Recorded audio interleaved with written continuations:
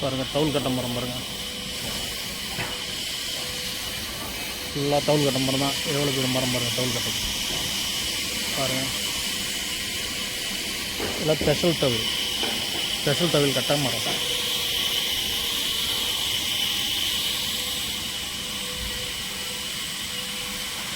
இதெல்லாம் ஸ்பெஷல் தவில் கட்ட மரம், 1 நம்பர் தவில் கட்டை மரம். இதுமாதிரி பெரிய மரத்தில் ஸ்பெஷல் கட்டை போட்டு தருவோம்.